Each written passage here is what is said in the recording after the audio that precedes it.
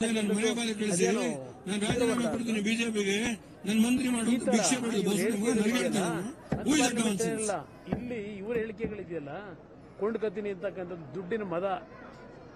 ಯಾವ ಸಂದರ್ಭದಲ್ಲಿ ಯಾವ ಟೈಮಲ್ಲಿ ಕಾಲಿಡದಿದ್ರು ಏನೇನು ಅವೆಲ್ಲ ದೊಡ್ಡ ಇತಿಹಾಸಗಳಿದೆ ಎಲ್ಲೆಲ್ಲಿದ್ರು ಇವ್ರೆ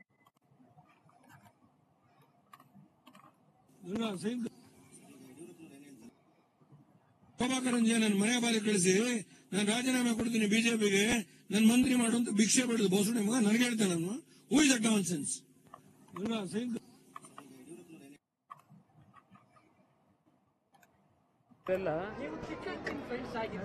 ನಾನು ರಾಜಕೀಯವಾಗಿದ್ದಂಥದ್ದು ವೈಯಕ್ತಿಕವಾಗಲ್ಲ ರಾಜಕೀಯವಾಗಿದ್ದಂಥದ್ದು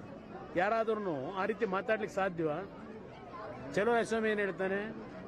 ಏನ್ ಪ್ರಭಾಕರಂಜಿ ನನ್ನ ಮನೆ ಬಾರಿ ಕಳಿಸಿ